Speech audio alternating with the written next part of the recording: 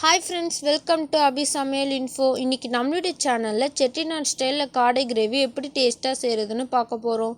இது கண்டிப்பா உங்களுக்கும் பிடிக்கும். இப்போ வாங்க வீடியோக்குள்ள போலாம்.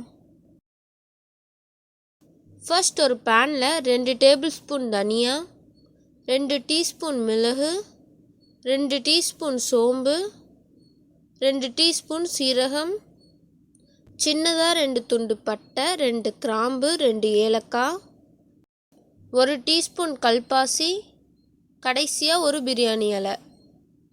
இது எல்லாத்தையுமே வாசனை வர அளவுக்கு 2 நிமிஷம் போல் வறுத்துக்கலாம். கூடவே 2 துண்டு இஞ்சி, 10 பல் பூண்டு, அரை கப் தேங்காய், 13 வரமிளகாய். இதையும் 2 நிமிஷம் போல் நல்லா வறுத்துக்கோங்க. வரமிளகாயோடைய கலர் சேஞ்ச் ஆகிற அளவுக்கு வறுத்துக்கலாம். இப்போ இது எல்லாத்தையுமே நல்லா வறுத்தாச்சு. இதை ஒரு மிக்சி ஜாரில் மாற்றிக்கலாம். நம்ம வறுத்தது நல்லா ஆறுனதுக்கப்புறமா மிக்சி ஜாரில் மாற்றிக்கோங்க. கூடவே கொஞ்சமாக தண்ணி ஊற்றி நல்லா பேஸ்ட்டாக அரைச்சிக்கலாம். இப்போ அரைச்சிட்டு வந்தாச்சு. பாருங்கள் எவ்வளோ ஃபைனாக அரைச்சிருக்கோன்னு. இதே மாதிரியே பேஸ்ட்டாக அரைச்சிக்கோங்க. இப்போ ஒரு குக்கரில் 3 டேபிள் ஸ்பூன் ஆயில், எண்ணெய் நல்லா சூடானதும் 1 டீஸ்பூன் சோம்பு, கொஞ்சமாக கருவேப்பிலை, 2 பச்சை மிளகாய். இது எல்லாத்தையும் 2 செகண்ட் நல்லா மிக்ஸ் பண்ணிக்கலாம். கூடவே 500 கிராம் சின்ன வெங்காயம். இது எல்லாத்தையும் நல்லா வதக்கிக்கோங்க. வெங்காயம் எந்த அளவுக்கு வதங்குதோ அந்த அளவுக்கு டேஸ்ட்டாக இருக்கும். அதே மாதிரி சின்ன வெங்காயம் நான்வெஜ்ஜுக்கு தனி டேஸ்ட் கொடுக்கும். உங்ககிட்ட இல்லைன்னா நீங்கள் பெரிய வெங்காயம் ஆட் பண்ணிக்கலாம். இப்போ வெங்காயத்தை வதக்கியாச்சு. இந்த அளவுக்கு நல்லா வதக்கிக்கோங்க. இது கூடவே 5 தக்காளியும் ஆட் பண்ணிக்கலாம். இதை எல்லாத்தோடையும் நல்லா மிக்ஸ் பண்ணிக்கோங்க. கூடவே தேவையான அளவு உப்பு, 2 பிஞ்ச் மஞ்சத்தூள். இப்போ தக்காளியும் நல்லா மசிகிற அளவுக்கு 2 நிமிஷம் போல் நல்லா வதக்கிக்கோங்க.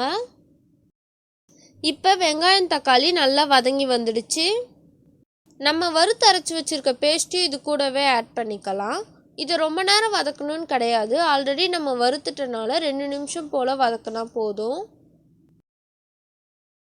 இப்போ நம்ம வச்சுருக்க காடை எல்லாத்தையும் ஆட் பண்ணிக்கோங்க. நான் இன்றைக்கி 8 காடை ஆட் பண்ணியிருக்கேன்.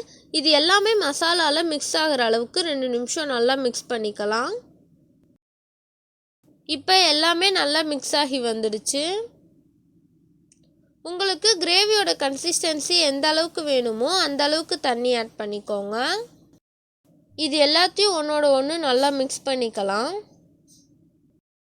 இப்போ குக்கருடைய மூடி போட்டு ஸ்ட்ரீம் வந்ததும் 2 விசில் விட்டு எடுத்துக்கோங்க.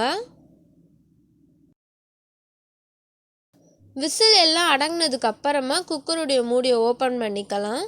காடை வேகிறதுக்கு 2 விசிலே போதுமானது. நம்மளுடைய காடை எல்லாமே சூப்பராக வெந்து வந்திருக்கு. உங்களுக்கு கிரேவியில் தண்ணி அதிகமாக இருந்ததுன்னா 5 நிமிஷம் போல் நல்லா கொதிக்க விட்டுக்கோங்க. எனக்கு கரெக்டாக இருக்குது. லாஸ்ட்டாக கொஞ்சமாக கொத்தமல்லி ஆட் பண்ணிக்கலாம். எல்லாத்தையும் நல்லா மிக்ஸ் பண்ணிக்கோங்க. அவ்வளோதாங்க, நம்மளுடைய செட்டிநாடு காடை கிரேவி அட்டகாசமாக ரெடி ஆகிடுச்சு. ரொம்பவே குயிக்காக ரெஸ்டாரண்ட் ஸ்டைலில் சூப்பராக செஞ்சிடலாம். உங்களுக்கு கண்டிப்பாக இந்த வீடியோ பிடிச்சிருக்கும்னு நினைக்கிறேன். நீங்களும் செஞ்சு பாருங்கள். செஞ்சு பார்த்துட்டு உங்களுடைய கமெண்ட்ஸை சொல்லுங்கள்.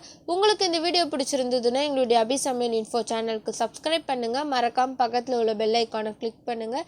தேங்க்ஸ் ஃபார் வாட்சிங். பாய்.